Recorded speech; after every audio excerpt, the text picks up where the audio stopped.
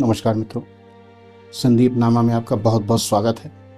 आज हम फिर बहुत द्रवित हृदय से बड़े गमगीन माहौल में आज हम फिर चर्चा करेंगे पहलगांव में हुए दर्दनाक हत्याकांड की, कत्लेआम की।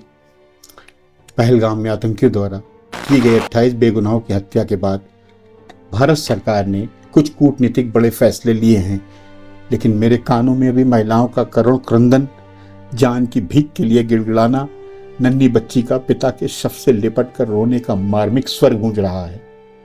कूटनीति के फैसले मेरे कानों तक नहीं पहुंच रहे हैं। अब हमको ये कूटनीति नहीं चाहिए, अब हमको सिर्फ बंदूक नीति की दरकार है, सिर्फ बंदूक नीति की। मोदी जी, आप जिस कूटनीति का पाठ कल पढ़ा रहे थे, ये वह पता नहीं कब कूटनीति राजनीति में बदल जाए, वक्त के साथ जख्म भर जाएं, आपकी सरकार के फैसले पलट जाएं और फिर इसी तरह बेगुनाहों मासूमों के कत्लेआम की एक नई इबारत लिख जाए। अब दिल भर गया है, दिल भर गया है, जख्मों की इंतहा हो गई, आंखों में आंसू भी सूखने लगे हैं। लेफ्टिनेंट विनय नरवल का तो अभी 16 अप्रैल को ही सेहरा बंधा था। हिमांशी नरवल की मां को सिंदूर नसीब हुआ था। सुहाग की सेज पर सजी गुलाब पंखुड़ियां मुरझा भी नहीं पाई थी कि उसकी पूरी दुनिया उजड़ गई। उस मासूम का सिंदूर पुछ गया जब इस बच्ची ने अपने पति के पार्थिव शरीर को जय हिंद की सलामी दी।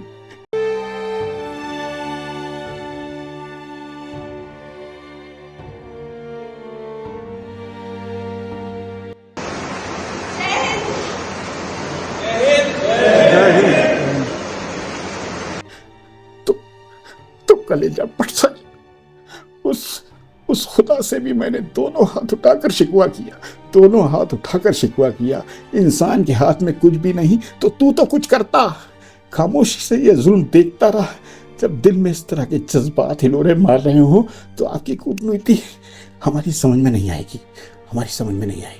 हम हिंदुस्तानियों के सिर पर तो खून सवार है, खून का बदला खून। मोदी साहब, हरिओम पवार साहब की ललकार से शायद आपकी खून में भी उबाला जाए। हरिओम पवार साहब की ललकार शायद आपको फिर जोश दिला दे। धरती पर हत्यारी बंदूकों ने तर्पण नहीं किया, दुनिया में आतंकवाद ने कभी समर्पण नहीं किया। ये केवल कुचला जाता है, दूजी राह नहीं होती। संकल्पों के निर्णय को जग की परवाह नहीं होती। अगर भारत को शांति चाहिए, कश्मीर की वैली में दिल्ली उत्तर देना सीखे इजराइल की शैली में। मोदी जी, आपको ईश्वर का वास्ता, आपको खुदा के वास्ते कुछ कीजिए। यही वक्त है 55 इंच का सीना दिखाने का। और हाँ मोदी साहब, एक गुजारिश आपसे और है, किसी आतंकवादियों को पकड़िएगा नहीं, गिरफ्तार मत कीजिएगा, सीधे शूट करिएगा। क्योंकि आपने गिरफ्तार किया तो आपका बूता नहीं है आप उनको फांसी दिलवा पाओ। आपका बूता नहीं है, ये मैं बहुत बड़ी बात कह रहा हूं, आपका बूता नहीं है कि आप उनको फांसी दिलवा पाओ। क्योंकि कपिल सिब्बल, मनु अभिषेक सिंघवी, प्रशांत भूषण जैसे कानून के दलाल एक बार फिर आधी रात में सुप्रीम कोर्ट खुलवाएंगे, सुनवाई होगी, बहस होगी और इन आतंकवादियों को राहत मिल जाएगी।